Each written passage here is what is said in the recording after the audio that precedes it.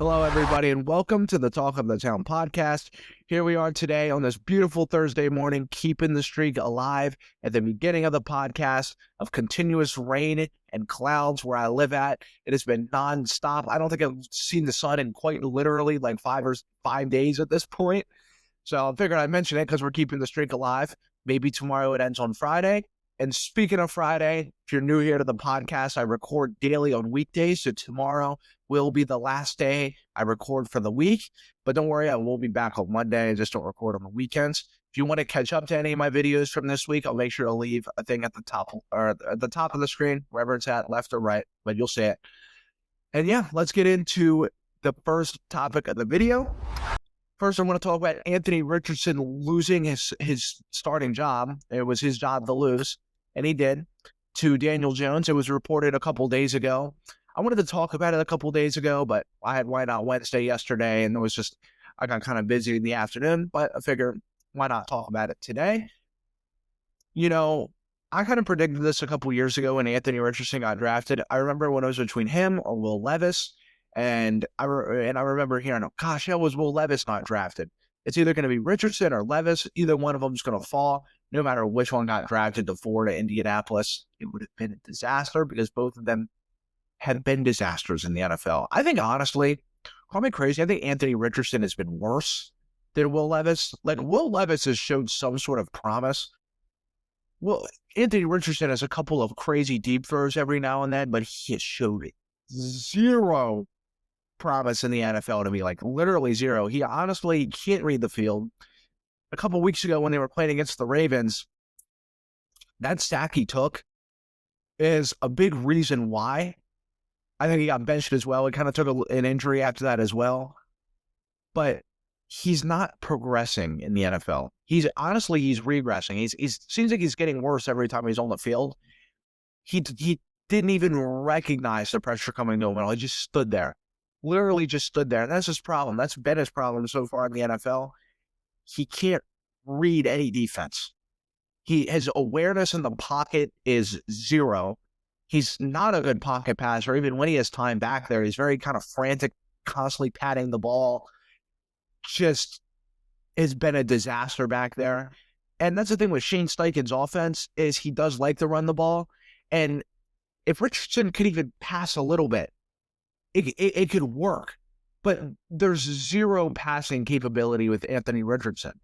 Him and Jonathan Taylor back there should honestly be pretty devastating.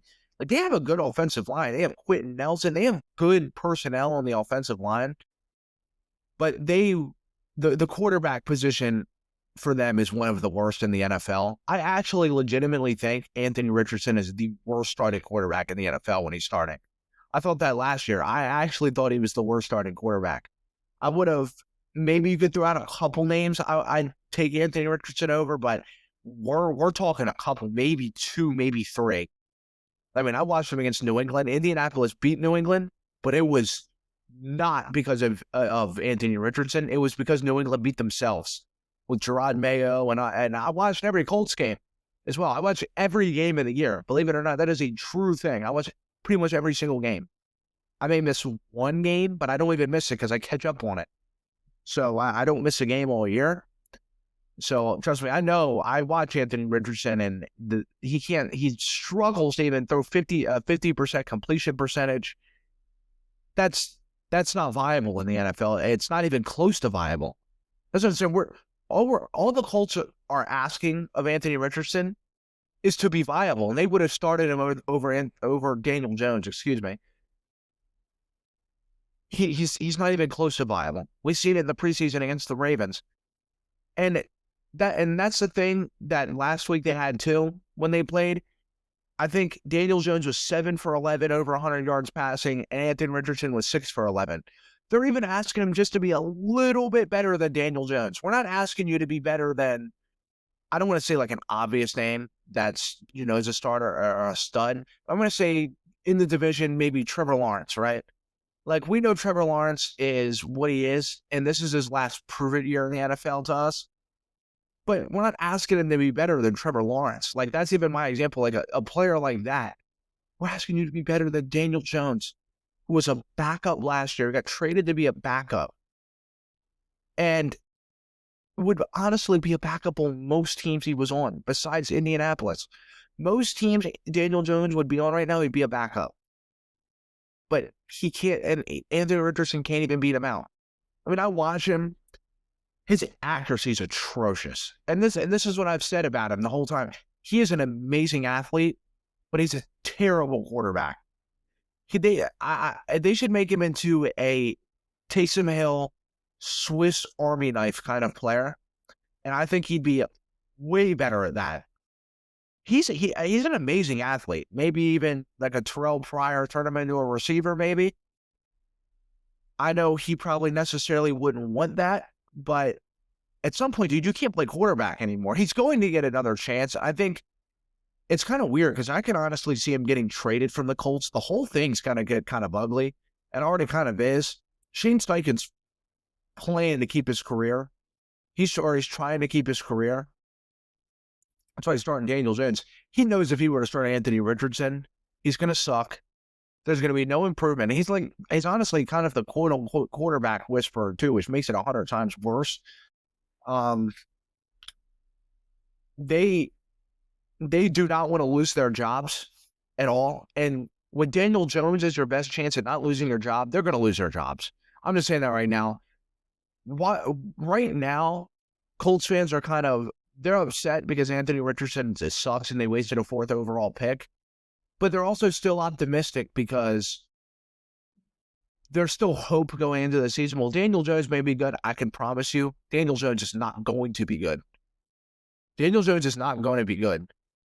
Again, they may have that first couple of weeks where, okay, they may pull out a couple wins, or they may be 2-2 or 3-3, but it's going to fall apart fast. That always does in the NFL. Teams that don't have high expectations, that start off 2-1, the Saints last year, which is kind of what I have the Browns doing, maybe starting off 2-1, and people are like, wow, Flacco, this was a great decision. It always falls apart. It literally always falls apart with stuff like that. And that's when I had the Colts. Maybe the Colts will start off 2-2, and Daniel Jones will look serviceable. But once the weeks goes on, injuries start piling up on their team. I mean, every team starts piling up injuries, but on the Colts, which they can't necessarily afford to, it's going to catch up to them. Bad to me. So I think Anthony Richardson honestly could be traded in a couple of weeks. I've seen some rumors on that because it's kind of awkward. I don't even think Shane Steichen wants him in the building, to be honest with you. I think they kind of just want to roll with Daniel Jones and call it that. Because the second Daniel Jones starts playing bad, they're going to call it for Anthony Richardson again. And guess what? That's it at that point. They have no hope in Anthony Richardson being good, especially at this point. You're not even starting at the start of your season, which tells you all you need to know. He's made no progress so far. Excuse me. It's just been a disaster. The whole thing, I think they just want to get rid of him. They may get a 6th-round pick for him, if that. They're not going to get a lot for him. Some team may throw up a 5th. Joe Milton went for like a 5th-round pick, I think. So they'd probably get maybe a 4th or 5th-round pick for Anthony Richardson. Don't be surprised if the Rams jump up on it. I think that would be interesting with Sean McVay. Matt Stafford's going to deal with this back injury all season. I can tell you that for a fact. Between Garoppolo, they'll probably end up starting Garoppolo, but you never know. The Rams need to look at playing for their future here at quarterback because this whole thing could unravel after the season, and they're looking for another quarterback by next year. So we'll see. But I think Anthony Richardson might get traded in a couple weeks. I don't think they're going to keep him on that roster, whether it's in a couple weeks or it's midway through the season. He's not going to be a Colt at the end of the year, to be honest with you. I don't think he will. Too much on the line for Steichen and them, and I don't think they want to hear the outside noise. I think if he's just gone, they're just going to deal with Daniel Jones and call it a year. That's kind of what they want. They're going to be looking at another quarterback next year, regardless whether they keep Anthony Richardson or not all year. They're going to be looking to draft another quarterback next year. Maybe Arch Manning follows in the footsteps of Peyton Manning on the Colts. You never know if they're that bad. I don't think the Colts will be that bad picking number 1, but they'll be competing for it, I think. Next topic I have a change in my AFC East prediction. I haven't changed a lot of my predictions. I need to update my list. I'm gonna do that like a day or so before the NFL season starts. I want to do my rankings topics more like bleeding 4 days before the NFL season to really make sure I got my rankings where I want them before the season starts. I think the Patriots are going to win the AFC East. I actually really do. I'm not saying that because I'm a diehard Pats fan. I promise I'm not showing bias. I'm legitimately looking at their schedule and looking at how good the team is playing, especially in camp, and just realizing what they have in Mike Vrabel, who is not only just coaching for his career, but has a legitimate legacy in New England. Like, he's coaching for his legacy in New England. That's a second home to the man. You got to remember that. He's not Tennessee, he obviously wanted to be there to be a head coach, but this is like home to him. He's going to fight for this team to win no matter what. Not saying he didn't do it in Tennessee, but he's going to do it even more here. He just loves being here. So you're going to see more passion in his job. I really think they're going to win the AFC East. They usually play good against the Bills, no matter how bad they are. They're pretty competitive against Buffalo. And I think Buffalo is pretty overrated going into this year. I really do. I think Buffalo is obviously going to be in the playoffs because you have Josh Allen in his prime. But I really, really, really do not think they're going to be as competitive as some people think. Like, I think New England is going to be number one in that division. I think they finish 12-5, and I think Buffalo finishes 11-6. I genuinely. Now I'm gonna keep myself to that. Here's their schedule, because when the Patriots schedule, they have the 31st or 30th ranked schedule in the NFL. I'll read you from week 1 to the end. They play the Raiders in week 1, which I think they'll win that game. I think the Raiders will be competitive, though. They have a good team. The Dolphins, divisional game, can be weird. The Steelers, I think they'll beat the Steelers. They've owned the Steelers the last 10 years. The Panthers, I think they'll beat Carolina. I think they'll start off 4-0. Then Buffalo, divisional game, could swing either way. Buffalo's a good team. New Orleans, I think they'll trounce New Orleans. Tennessee, I think they'll trounce Tennessee. Then Cleveland, those are all back-to-back games. Cleveland, by then it's almost Halloween. The Joe Flacco experiment will be blown up by then. So that'll be ugly. Atlanta has a good team. That could go either way. Tampa, the same. That could go either way. New York, I think they'll beat the Jets. I think they'll beat the Jets twice. I don't think the Jets will beat New England once. Cincinnati, they beat Cincinnati last year in week 1, although this will be on November 23rd. So they won't meet them at the beginning season slump that Cincinnati's had.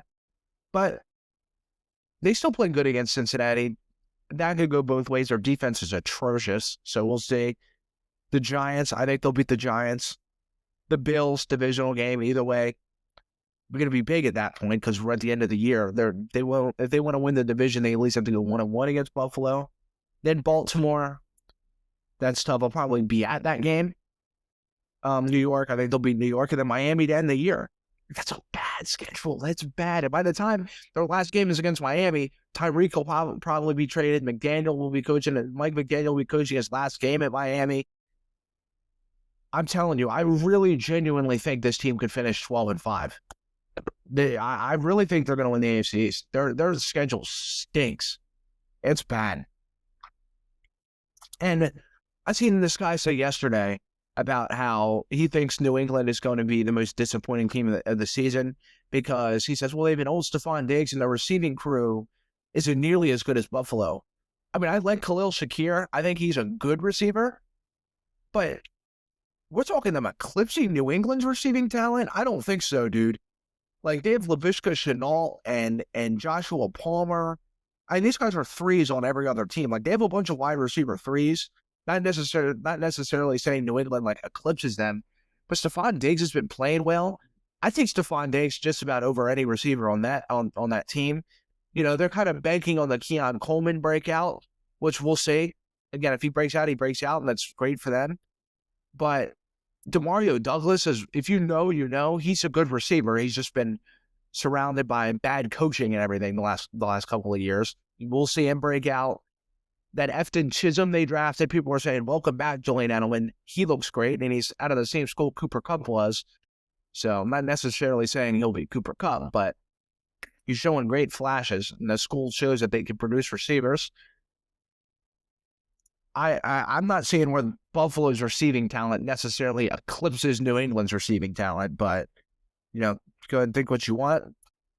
So I think New England's winning the AFC East. I do. I switched my prediction there. I don't think Buffalo's winning it. I actually had New England and Buffalo tied at 12-5. But I think New England could literally go 12-5 or 13-4. I'm not. You call me crazy, but I really think they could. Their schedule is really bad. They made some serious upgrades. They're playing hard. You're going to see Drake May finish as a top tier quarterback. So again, I may be wrong, but we'll see. Next, I want to talk about what are the Pittsburgh Steelers' expectations going into this year. A lot of talk around the Steelers so far. I'm a mixed bag with the Steelers. I think it could get ugly, or I think they could be looking for a playoff spot. They're literally in the middle. A lot of it depends on what Aaron Rodgers has left in the tank. We know their defense will be good. They have a good defense. And Tomlin always coaches our defense, but he's tone deaf on offense. And them trading Pickens, well, he may have been a cancer in the locker room. Their offensive weapons are pretty questionable. You have an old Aaron Rodgers who doesn't want to get hit back there. He still has the arm and the IQ, of course, so he's going to make plays. But you get pressure on Aaron Rodgers. We've seen it last year. It gets ugly fast. And your offense falls apart. You can't have some divas with DK Metcalf. If he doesn't get the ball, he kind of starts complaining. And that with now Aaron Rodgers, I can't imagine that'll mix well. But they may end up going to get another receiver. I thought that they may have gotten Keenan Allen, but they didn't. And, I did say Keenan Allen was going to go back to the Chargers, especially after Mike Williams went down. But before that, I thought Keenan Allen was going to be a Pittsburgh Steeler. I think Amari Cooper could be a Pittsburgh Steeler. I think Pittsburgh's probably in Washington's ear right now, to be honest with you, about Terry McLaurin. It's looking like McLaurin's going to re-sign with the Commanders, but there's definitely some talk there. I think if that doesn't go through and McLaurin re-signs with Washington, I think Amari Cooper will be in a Steelers jersey. To be completely honest with you, they're going to sign another receiver. There's no way they don't. There's too much noise, and the second the Pittsburgh Steelers hear noise anymore, they go and pounce on it. But not in a good way. If you know, you know. But I guess it would sound like, yeah, good, they're pouncing on their issues, but it's just they get on it in a bad way. They don't sign good players. They way overpaid Patrick Queen. I don't know. Kind of strange. They gave up a lot for DK Metcalf and signed him, and then traded away George Pickens.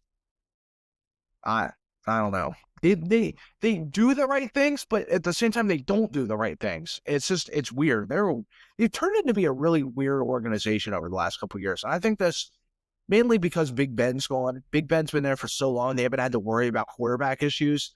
They're having a ton of them now. They're kind of like Indianapolis. They're kind of trying to just, okay, let's re-sign this guy off the street. Between Carson Wentz and Nick Foles and Matt Ryan, the Colts were trying to do that, and it just was not working. And the Steelers were trying to do that while the Super Bowl bubble's still kind of open. But, I don't know.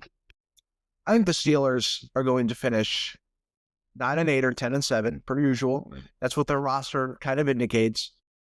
Or they could finish 6-11.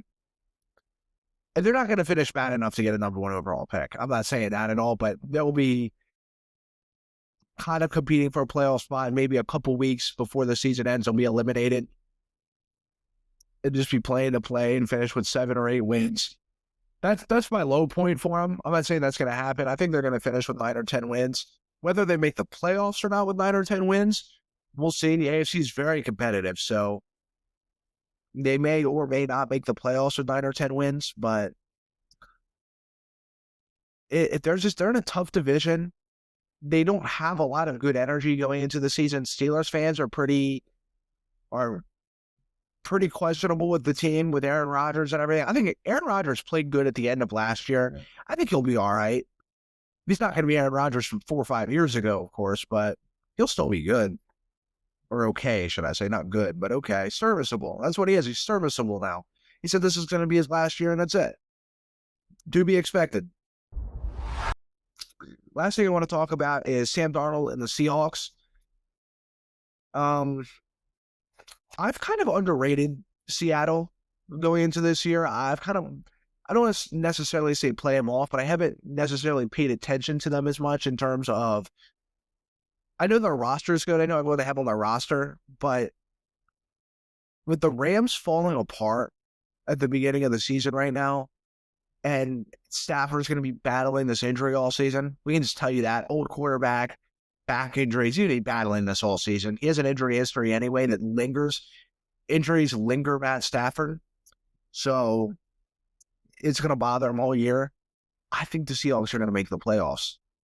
I think Sam Darnold has revived his career. I think he's got that boost of confidence that Baker needed, that, quarterbacks need that boost of confidence Bryce Young has gotten. Once you get that, then you play like yourself. But when you don't have that boost of confidence out there, you're trying to play to not lose your job. Like you're not playing like yourself. You're playing to not make mistakes, which is what you do anyway, but you're more loose. You're more playing to your strength and your skill set instead of trying to play, okay, I don't want to throw an interception because I'm not trying to be on the street next week or next year and be on the bench behind someone else. There's a lot of pressure there with that. And I think that's gone for Sam Darnold, and that went away for Baker Mayfield. And it looks like it's going away for Bryce Young. They're playing like themselves. And they're playing good football. They're playing like their draft position now.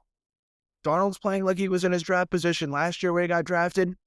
Same thing with Baker, number 1 overall pick. He's been playing like the number 1 overall pick the last couple of years on Tampa. Played like that on Cleveland too, but they shipped him off for no reason.